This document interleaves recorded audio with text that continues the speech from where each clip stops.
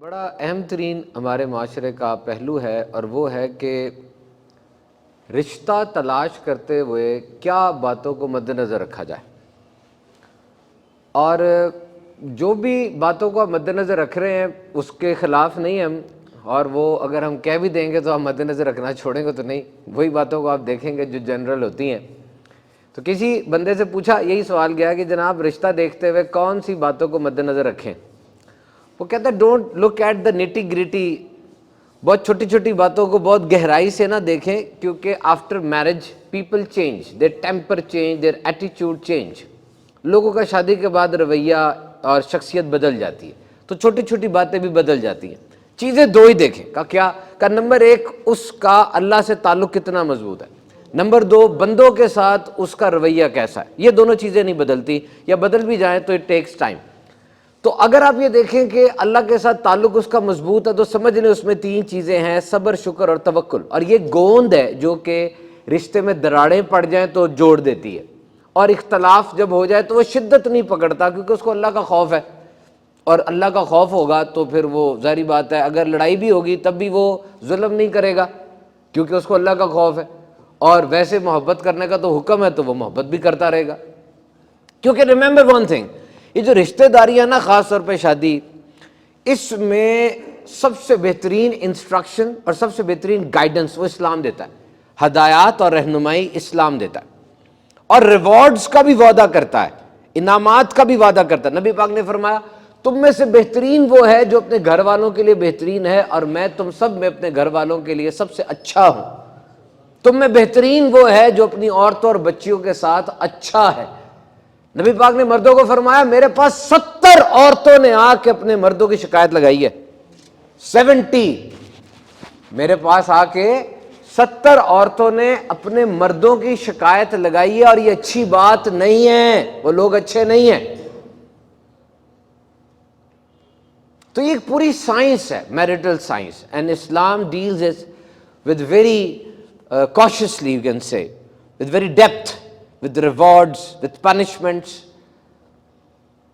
شادی ہوئی تو شوہر بتاتا ہے کہ میرے گھر میں یہ عادت تھی کہ ہم پہلے کھانا کھاتے تھے، پھر سیر و تفریح کرنے نکلتے تھے، پھر برتن دھوتے تھے۔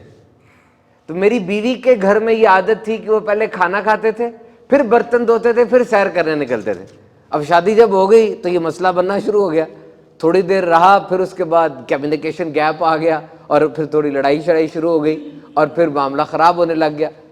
تو وہ کہتا ہے کہ بات یہی ہے، دیکھیں میری بات سنیں، مرد کے لیے سب سے اہم ترین عورتیں دو تھیں، ایک اس کی ماں تھی، ایک اس کی بہن تھی، اور عورت کے لیے سب سے اہم ترین مرد دو تھے، ایک اس کا بھائی تھا، ایک اس کا باپ تھا، اور اسی طرح سے لائف سٹائل بنا ہوا تھا۔ اس کے نزدیک یہی ریفرنسز ہیں، ماضی کی مثالیں بھی یہی ہیں، انہی کو دیکھ کر وہ نئے بندے پر فٹ کرے گی اور وہ فٹ کرے گا۔ اب طریقے دو ہی ہو سکتے ہیں، ایک تو یہ جو پیچھے سے چلتا آ رہا ہے ٹھاک کر کے اس کو نافذ کرو زبردستی، کہ جی میں یہی دیکھتا آ رہا ہوں، یہی سنتا، یہی کرتا آ رہا ہوں، تو یہی ہونا چاہیے۔ اور دوسرا طریقہ یہ کہ اب نیا پارٹنر ہے، نیا سفر شروع ہے، تو دونوں بیٹھ کے کوئی نئی چیز طے کر لیں اور اس کے مطابق زندگی بسر کریں۔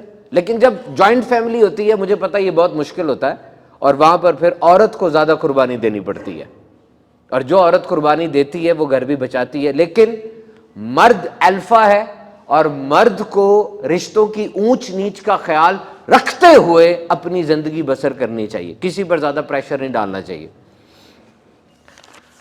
کیونکہ مرد تو مرد ہے نا۔ پھر کیا خیال ہے، آپ مرد ہے نا تو مرد مرد ہوتا ہے نا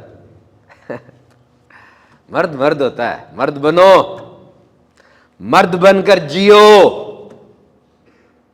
بیوی کہتی ہے میرا شوہر مضبوط ہو، ماں کہتی ہے میرا بیٹا طاقتور ہونا چاہیے، بہن کہتی ہے میرا بھائی سب کے آگے ڈٹا کھڑا رہے، بیٹی کہتی ہے میرے باپ جیسی چٹان تو کوئی ہے ہی نہیں۔ تو میرے بھائی اس کا مطلب ہمارے پاس مضبوط ہونے کے علاوہ آپشن ہی کوئی نہیں ہے، یعنی مرد کے پاس تو آپشن ہی کوئی نہ ہوا، سارے تو یہی کہہ رہے ہیں کہ مضبوط ہو مضبوط ہو، آپ کیوں چھوٹی بات کرتے ہیں، کیوں کمزور پڑ جاتے ہیں؟ کھڑے ہو، مضبوط ہو، سب کی نظریں آپ پر ہیں، ان سب کو سنبھالنا بھی ہے اور لے کر منزل تک پہنچنا بھی ہے. اور اس کو بوجھ نہ سمجھیں, اس ذمہ داری کو, اس کو انجوائے کریں کہ اللہ نے مجھے مرد بنایا ہے اور میں مرد بن کے دکھاؤں گا. مرد کی ڈیفینیشن بہت طویل ہوتی ہے.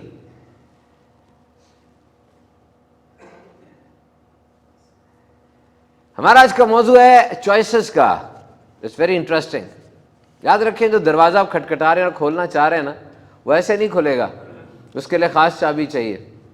آپ مختلف چابیاں ٹرائی کرتے ہیں, لیکن دروازے کی جو چابی ویسے ہی کھلے گا نا, because this world is full of means. اسباب کی دنیا ہے یہ کرو تو یہ ہوگا, یہ کرو تو یہ ہوگا, اسباب کی دنیا نا. لیکن اللہ does the things with means, without means and against means.